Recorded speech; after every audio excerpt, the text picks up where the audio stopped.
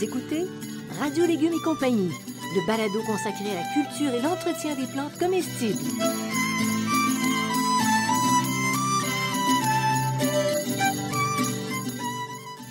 Laitue, Basilic, plantation, poivron, bleuets, pollinisation, haricots, arrosage, fraises, insectes ravageurs et maladies, concombres. fertilisation.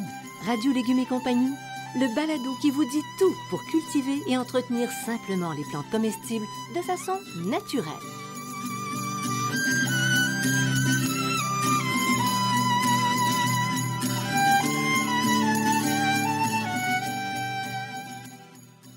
Cette émission vous est offerte par Sem Saveur, le spécialiste des plantes comestibles prêtes à planter.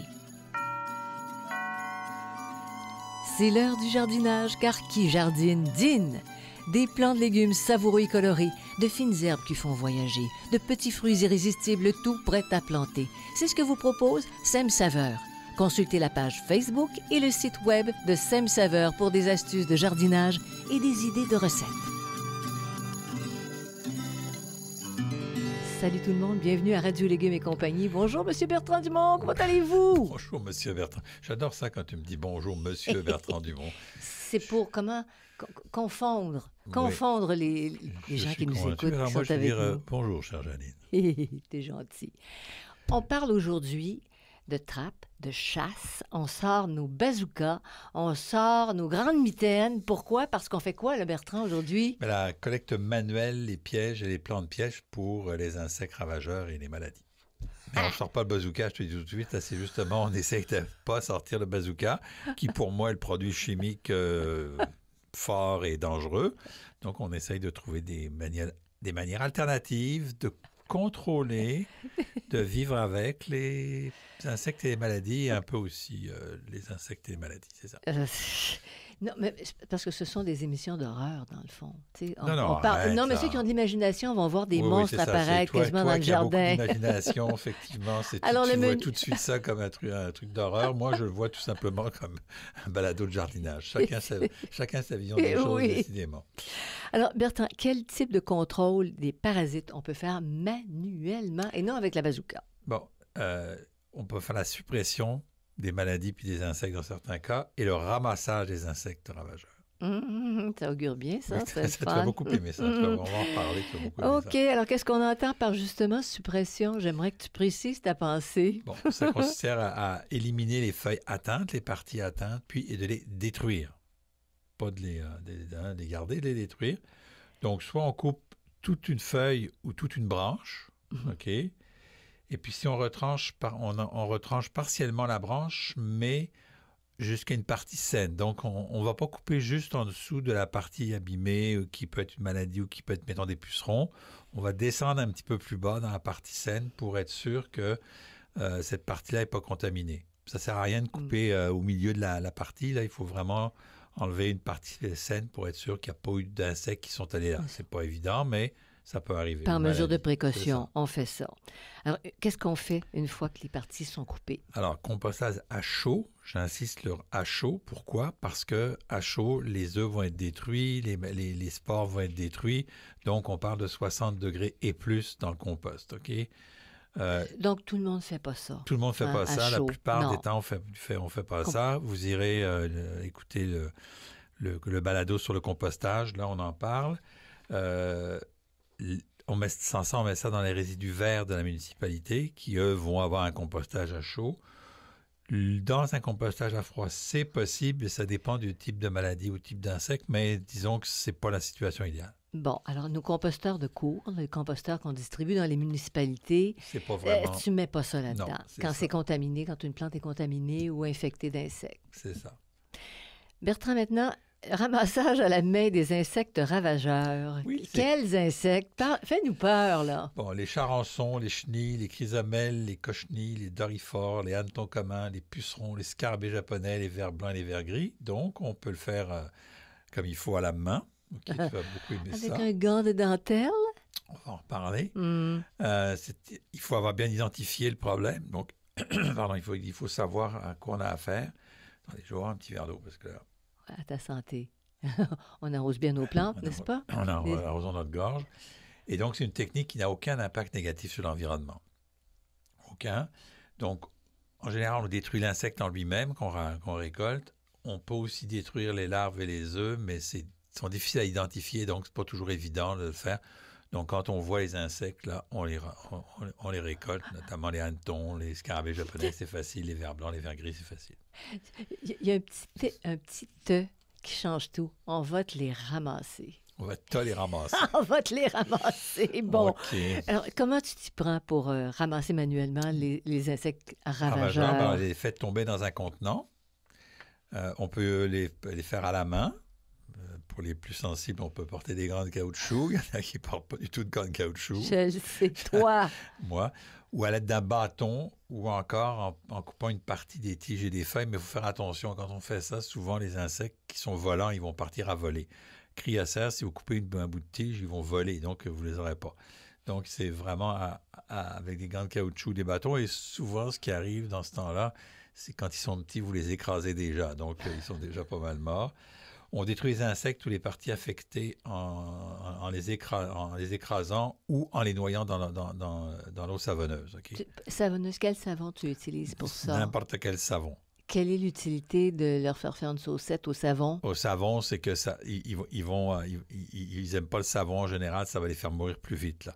Bon. Vous pouvez mettre de l'eau simple aussi, là, c'est plus long à faire. Bon. Notamment si vous récoltez avec un piège. Par exemple, les hannetons que vous récoltez dans les pièges à hannetons, ben, vous les mettez dans l'eau, mais vous allez vous rendre compte que quand il y en a beaucoup, ils veulent remonter à la surface. Fait que là, il faut les descendre. L'eau savonneuse les alourdit puis les fait tomber un peu plus rapidement dans le fond du pot. Donc, par compassion, on ajoute du savon pour qu'ils meurent plus vite. Bon, ça y est, la compassion de Janine pour les insectes ravageurs. Je ne la connaissais pas, celle-là. On en apprend tous les jours. Il y a une autre méthode pour le ramassage manuel, Bertrand? Ben, c'est une autre méthode. On peut pulvériser un jet puissant pour chasser les insectes ravageurs. On peut le faire. Là, ça va les faire tomber au sol. Ça va les empêcher, notamment les insectes piqueurs. Juste à l'eau? Juste à l'eau. Ça ne marche pas pour les insectes qui mangent les feuilles, mais les insectes qui piquent les tiges, eux autres, ils vont tomber, puis comme ils n'auront plus de nourriture, ils vont mourir. Puis comme c'est humide, c'est moins agréable, il fout le camp. C'est ça. Vous écoutez Radio Légumes et compagnie, le balado consacré à la culture et l'entretien des plantes comestibles.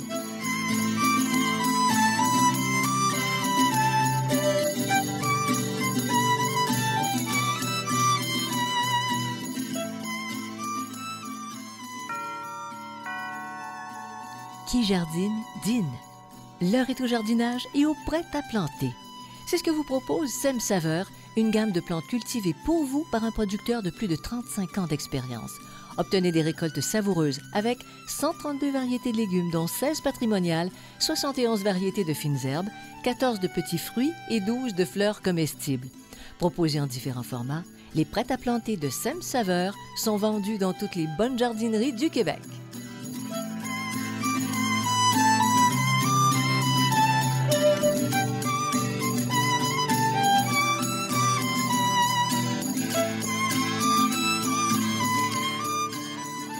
Vous écoutez Radio Légumes et compagnie, le balado consacré à la culture et l'entretien des plantes comestibles. Bon, maintenant, Bertrand, on parle toujours de pièges, de trappes, de... Bon, les principes des pièges à insectes ravageurs, comment ça fonctionne? Alors, on a des pièges génériques, en général, qui ne sont pas trop bons, mais on a surtout des pièges sélectifs. On va utiliser des phéromones pour capturer les insectes. Les phéromones, explique-nous ça. Bon, alors, on a une petite idée, mais... Je vais vous donner une définition précise. Pour être précis, c'est une substance chimique émise par les insectes avant de déclencher une réaction comportementale chez d'autres insectes. OK? Oui. Et donc, ça assure la communication, puis ça sert à guider les déplacements des autres insectes. On sait aujourd'hui que quand, par exemple,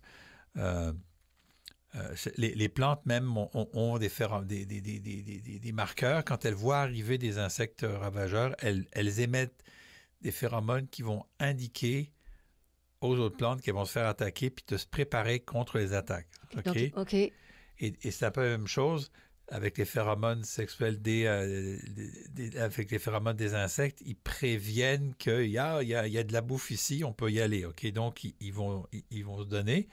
Mais c'est surtout les phéromones sexuels qui sont utilisés, c'est les femelles qui vont appeler les mâles pour l'accouplement.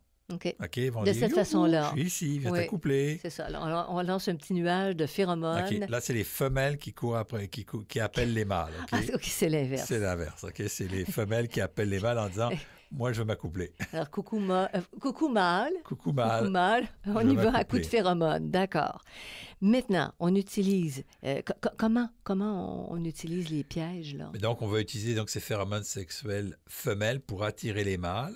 L'idée, c'est de les capturer dans le piège. Donc, c'est capturer avant la reproduction, ce qui réduit les populations. Donc, on va mettre des phéromones sexuels femelles dans un piège. Les mâles vont se garrocher, mais ils vont être pris dans le piège. Mhm. Donc, ils ne trouveront pas de femelles, parce que c'est juste des phéromones qu'ils ont, et ils vont être pris au piège, et il n'y aura pas de reproduction. C'est un moyen de réduire les populations. Ça ne veut pas tout enlever, là, mais c'est le moyen de réduire les populations. Oui. Alors, comment ils sont capturés dans les pièges, avec ou sans phéromones? Parce qu'il y a des pièges qui vont pour les deux. C'est ça. Donc, en général, de la couleur et de la colle, la glu. OK? Oui. Donc, les cartons jaunes, bleus ou blancs sont recouverts de colle. Fait que c'est Et pas- donc, les insectes vont s'y agglutiner. En général, les jaunes, les bleus et les blancs sont assez génériques. Ce pas des phéromones spécialisés. OK? Jaune, bleu et blanc. blanc. C'est On ça. trouve surtout des jaunes, les bleus et les blancs, c'est plus pour les professionnels, on en trouve moins. Mais on peut faire ses propres... on peut prendre un carton bleu puis mettre de la colle dessus, là, puis là, Mais- ils vont se coller dessus. Mais il n'y a pas de phéromones dans les cartons. Non, il y a là. pas de C'est juste, phéromones, ce n'est que c'est la ça. couleur qui les attire. Ça, c'est sans phéromones. ça. OK, sans phéromones. Fait que tu mets Ouais. quel colle tu pourrais mettre si tu veux faire ça à la maison parce que tu n'en trouves pas. Mais il y en a dans le Ben, tu peux commerce mettre juste partout. tu peux mettre de la colle ordinaire ou il y a de la colle qui se vend pour mettre sur les boules rouges. On va en parler des boules rouges. Oui. Là. Donc, vous pouvez utiliser celle-là aussi, qui est une espèce de colle. Tu achètes ça Ouais, ça en s'achète en tube. jardinerie. Ça s'achète en tube en jardinerie. OK, c'est pas de la colle Lepage, là. Ben, tu pourrais, mais c'est parce qu'il faut de la Faut pas colle qui que ne sèche pas. C'est ça. Il faut de la colle qui ne sèche pas. Fait que tu trouves ça en jardinerie. C'est pour ça qu'on parle de glu plutôt que de colle. Ah oui. OK? C'est ça. gluant. C'est gluant. C'est ça. Et puis les formes différentes de pièges qu'on peut utiliser dans un potager. Alors, il y a les pièges en entonnoir dans lesquels les insectes passent à travers un petit conduit puis ils sont dans un réceptacle. C'est des pièges pour les hannetons là, qu'on connaît bien. Les pièges en forme de tente, donc ils sont composés d'un carton englué où viennent se coller les insectes, mais c'est une forme de tente, donc ils viennent dans la tente, puis c'est là qu'ils sont pris. Fait que, tu peux dire scoutisme dans la cour. C'est ça. Personne ne voit rien. C'est juste l'œil averti qui Oui, voit mais qu'il y a c'est des une tentes. petite tente quand même assez forte. On l'a beaucoup vu, ces tentes-là, quand il y a eu la grille du frêne. Ils faisaient Oui. des dépistages Ah à la oui. grille du frêne. On avait des tentes spécifiques pour la grille. Qu'est-ce qui attire l'insecte dans ces La couleur. tentes-là? Donc extérieur. Extérieur, c'est intérieur aussi, en général des deux côtés, puis c'est la couleur. Puis tu mets pas de colle là-dessus. Oui, tu mets de la colle, c'est ça. Aussi. Ces tentes-là, c'est des plantes où tu vas mettre de la colle. Il n'y a pas d'entonnoir, donc la tente est ouverte. Certaines, la tente n'est pas ouverte, là, c'est plus compliqué, mais ça on ne le trouve pas dans le commerce, là. On a aussi des pièges en carton coloré et encollé, donc. Il y a aussi des cartons noircis ou des planches qu'on va mettre sur le sol et, pardon, décidément, ouais, OK, on va récolter. Donc, on va mettre ce carton-là ou cette planche sur le sol et les insectes vont venir se cacher en dessous et on va venir récolter les insectes qu'on va mettre dans de l'eau pour les détruire. Bon, tu les Une écrases. autre Tu forme, peux c'est les une autre- écraser c'est une autre aussi. forme, c'est OK, ça. donc au sol. Au sol. Tu pourrais faire ça. Ouais, Les au gens sol. peuvent faire ça. Puis, les pièges dans les jardins fruitiers, Fruitiers. parce que les jardins fruitiers sont très attaqués. Oui, c'est ça. Donc, on peut avoir des sphères engluées de couleur rouge, donc cette fameuse glu qu'on peut trouver dans le centre de jardin. C'est comme une grosse pomme. Comme une grosse pomme. Ça, c'est pour les mouches de la pomme. OK? Mais le concept. problème, c'est que ça n'attire pas juste la mouche de la pomme. Ça attire Ah. aussi d'autres insectes. Donc, même les insectes utiles sont attirés par ça. Donc, tu as des réserves par rapport à ça. Un petit peu de réserve. Mais parce que ça en prend beaucoup. Ça attire beaucoup plus que ce que tu parlais tantôt, ce dont tu parlais, les petits cartons. Non, c'est la même chose. C'est la même C'est la chose. même chose. Donc, dans les deux cas, Dans les deux cas, il y a c'est des ça. butineurs que tu... Il n'y a pas vraiment... Pas Ouais, il y a beaucoup. des petits butineurs, il y a des petits insectes utiles. Là, donc, ils ne sont pas ciblés comme les phéromones sexuels pour les hannetons. Oui. Les scarabées japonais, c'est vraiment ciblé. Il n'y a que les scarabées japonais qui y vont. Alors que les autres, c'est plus générique et c'est un peu plus problématique. Donc, on peut faire aussi des anneaux de glu d'environ 10 cm de large autour des troncs des arbres. Ça va empêcher les fourmis, les pucerons, les chenilles et les insectes grimpeurs. Donc, c'est encore de la glu qu'on va mettre sur l'arbre. C'est une glu qui n'est pas dangereuse, donc on va mettre sur l'arbre sur à peu près une dizaine de centimètres. Fait que quand ils vont vouloir monter et descendre, ben là, ils vont se pogner dans la glu. Et ça vient de s'éteindre. Quand s'éteindre. c'est des infestations de La chenilles... la glu, on la laisse là. Oui. Okay, on n'y touche pas, on n'enlève pas. Mais tu mets ça sur une bande de tissu? Non, Direct sur l'arbre? Oui, directement sur l'arbre. On peut le mettre aussi sur une bande de tissu. Puis t'enlèves ça. Mais le problème, après. c'est que le tissu, là, il va falloir sceller le tissu parce que si le tissu n'est pas bien scellé, ils vont passer en arrière du tissu. Là. Ils sont fins, là. Oui. OK, donc il faut mieux coller. Il faut voir les différents produits. Là, ils vous expliquent comment le faire. Okay, là, puis est-ce que l'année d'après, ça reste aussi collant? Non, il faut en remettre à tous les ans. Il faut en remettre à tous les ans. Comme ça abîme pas la boule l'arbre. rouge, elle reste collante, mais il faut en remettre à tous les ans. Il faut gratter puis en remettre. Ah, il faut enlever. C'est pas terrible. Non. Puis il y a aussi le carton ondulé, donc en bande de 15 cm environ, qu'on va poser sur le sol. On va l'installer au début juillet, puis on va le retirer à la fin d'octobre. Il y a des animaux qui vont venir faire leur nid là-dedans, des insectes. Derrière, dans les tubes de carton. Dans les tubes de carton ondulés. Il faut que le carton ondulé soit ondulé, donc carton plat d'un côté, puis ondulé. Il ne faut pas qu'il soit ondulé des deux bords parce qu'ils ne rentreront pas. Donc, ils vont aller se cacher dans les ondulations, puis là, on peut ramasser les insectes puis les nettoyer. Tu ramasses ça à quelle fréquence? On peut le mettre en juillet puis le retirer en octobre, mais on peut aussi le nettoyer de temps en temps si on veut. Là. Oui. Une fois par semaine, une fois par 2 semaines. S'il y a surpopulation de cadavres. C'est ça. Ah. Non, c'est pas des cadavres que tu vas avoir, ils sont vivants, eux. Vous écoutez Radio Légumes et compagnie, le balado consacré à la culture et l'entretien des plantes comestibles.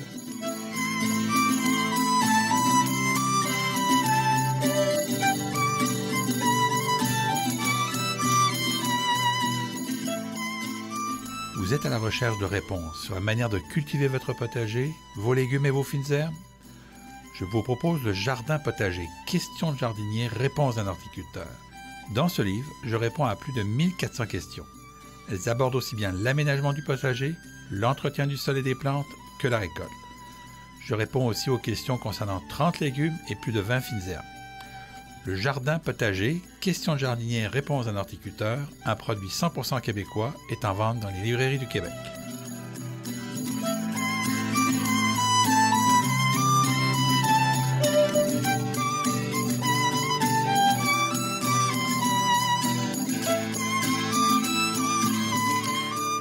Vous écoutez Radio Légumes et compagnie, le balado consacré à la culture et l'entretien des plantes comestibles.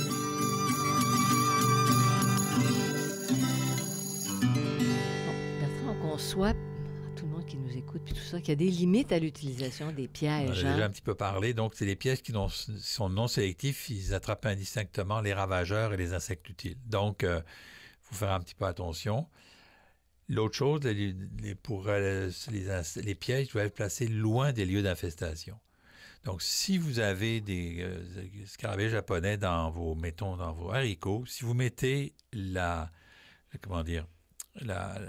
piège dans les haricots, ça ne marche pas. Tout simplement, vous allez attirer Mais c'est ça. et les insectes dans les haricots. Donc, il faut trouver un endroit au jardin où il n'y a pas de plantes qui les attirent pour les attirer dans ce coin-là. Pourquoi? Parce que sans ça, ils vont prendre leur lunch et après ça, ils vont aller s'accoupler. OK? C'est ça. Ils prennent des forces puis ils vont aller tenter de s'accoupler après. Donc, vous n'aurez pas de résultat. Disons que c'est une mauvaise stratégie de guerre. C'est une mauvaise stratégie. Vous indiquez aux insectes où sont les plantes. Vous leur dites, hey, ils sont là, les plantes. Donc, on essaye de le mettre pas trop loin pour qu'ils le trouvent et pas trop près pour pas qu'ils aillent directement là, dedans. Puis maintenant, au début du balado, tu parlais de plantes pièges. Ça c'est dans l'air depuis quand même pas mal d'années. Oui, et c'est mal compris. Alors, fais-nous comprendre. C'est très mal compris. Donc, on appelle aussi une plante sacrifice. Bon, pour peut-être mieux comprendre. Donc, c'est une plante qu'on va sélectionner et on sait qu'il va attirer fortement un type d'insecte ravageur spécifique. OK? Ce qu'on veut, c'est de diriger les insectes nuisibles vers cette plante-là afin qu'elle n'aille pas vers d'autres plantes comestibles qu'on veut récolter. Bon, okay? Alors c'est la même stratégie, il ne faut pas que tu la colles non plus sur ta culture. Oui, celle-là, tu la mets sur ta culture, mais elle va préférer cette plante-là. OK? La capucine est le bon exemple. Mais pour que ce soit efficace, il faut qu'une fois que ça a fait le plein, entre guillemets, d'insectes, il faut la détruire. C'est-à-dire que les capucines que vous allez mettre pour attirer les pucerons, Oui. vous allez détruire les capucines. Donc, dites-vous pas, je vais planter des capucines puis il y aura des pucerons dedans. Non, il va falloir détruire la capucine. Tu la C'est pour ça sacrifies. on parle de plante sacrifice. Mhm. On sacrifie la plante ou une partie de la plante. Mettons que vous avez la moitié des tiges avec des pucerons puis l'autre moitié pas de pucerons. Vous sacrifiez les pucerons, vous détruisez les pucerons. Et donc, c'est ça, c'est une plante piège, une vraie plante sacrifice. Les gens utilisent des plantes pièges en disant « Ah, j'ai mis des capucines, mais j'ai plus de pucerons. » Ben oui, parce que tu ne les as pas détruits. Donc, faut surveiller. Puis quand vous voyez qu'il y a beaucoup de pucerons, là, il faut détruire faut détruire une partie de la plante ou la plante, dépendant de la quantité. Oui, parce que tu l'envoies au compost de la Non, ville pour tu le ça. détruis, là, tu l'écrases. Tu Moi, t'écrases Je prends la truc, la plante. j'écrase le bout de plante. OK, puis tu envoies les résidus où? C'est ça. Au résidu Au vert. résidu vert, C'est ça. Eux, ils vont faire du compost Oui, chaud. c'est ça, chaud. Mhm. Un autre exemple? Pétunia pour le dorifort. Ah, c'est gros, ça, les dorifores. Oui, c'est Ben gros, oui, les c'est dorifores. gros. Ils mangent les pétunias. Donc, si vous mettez des pétunias, ils vont manger les pétunias, mais ils vont pas manger les aubergines ou les pommes de terre. Mhm. Aubergines aussi. Hein. Oui. Parce que l'aubergine peut être une plante de sacrifice pour la pomme de terre. Puis la pomme de terre peut être une plante de sacrifice pour l'aubergine. OK. Donc, vous ramassez la première des deux, mais en général, le pétunia, lui, est une plante qui va attirer plus facilement les dorifores. OK, alors on préfère les pétunias, dans le fond. C'est ça. Fait que tu en mets beaucoup, puis ceux que tu veux garder parce que Ça, c'est les beau. les quantités, c'est difficile à définir, là. On en met, puis on voit un petit peu là, comment ça se joue. Là. Puis le géranium blanc, notamment, parce que les géraniums, Oh, oui. tout le monde dit que les géraniums marchent, mais c'est particulièrement les blancs qui marchent. Oui. Les blancs, mais le cas du géranium est un peu particulier parce que c'est une plante de sacrifice, mais qui n'est pas vraiment sacrifice, parce que quand ils mordent une fois dedans, ils meurent. Mais c'est incroyable. Incroyable. C'est à vue, tu le vois. Puis on a des géraniums rouges et roses. Ils Ils ne font pas manger. Non. C'est quand ils mangent les blancs qu'ils meurent. Je ne sais pas pourquoi. Mais à la première aucune idée. bouchée, c'est assez hallucinant. Oui, hein, la première parce qu'on a bouchée, eu un c'est- observateur qui a fait l'exercice. Oui. Première bouchée, Puis- final Puis bâton. on va retrouver des scarabées japonais morts à côté des blancs, Oui. mais pas à côté des colorés. Ah non, c'est Fait vraiment que, bizarre. Je ne sais pas trop Fait que je pourquoi, mais c'est comme ça. Mais je pense que tu nous as fait comprendre comment ça fonctionne, tous ces pièges, toutes ces stratégies. Puis si on veut des pétunias, parce que c'est beau, moi, Oui. je trouve ça beau, ils ont des couleurs exceptionnelles, Bon, t'es mets plus loin. ben, c'est ça, tu les T'es mets mets pas plus ni loin. à côté des aubergines, ni à côté des Voilà. pommes de terre, là. Donc, c'est ça. Mais plante piège, il ne faudrait pas planter plante sacrifice parce qu'on va sacrifier la plante. On ne va pas l'utiliser pour sa beauté ou quoi que ce soit. Non. On va vraiment la prendre puis on va s'en débarrasser. La Et c'est nature. souvent le problème. Les gens disent « Ah, une plante sacrifice, plante piège, ça ne marche pas. » La plante piège, il faut vraiment, je Tu la répète, détruis. sacrifier la plante, la détruire. Elle est là pour ça. Elle est pour ça qu'on l'a fait. Ça s'appelle de l'enseignement. Ah, c'est clair, net et précis. Ben voilà, ça fait le tour des insectes, des trappes et de la chasse aux insectes pour aujourd'hui. Alors, vous allez sur la page radiolégumes.com pour rester informé. Il y a des parutions écrites, il y a des illustrations, il y a des... C'est un très beau site, en fait. Hein? Je ne veux pas que tu te claques les bretelles, mais c'est quand même très beau. Ça, tu l'aimes. Non, mais- Eh oui, c'est beau. Et puis, c'est 24 heures sur 24. Vous pouvez écouter ça, vous faites de l'insomnie, je le dis souvent. Allez écouter ça, ça vous change vraiment les idées. Je voudrais remercier Sam Saveur, Xavier Gervais-Dumont pour la musique, son frère Charles pour la technique. Allez au jardin, profitez du soleil, respirez les herbes aromatiques, fermez les yeux sur les insectes, laissez les Mais pièges travailler. Mais, c'est ça, mais ne capotez pas sur les insectes, ils ont leur utilité malgré qu'ils soient ravageurs. Bye bye tout le monde. Bye.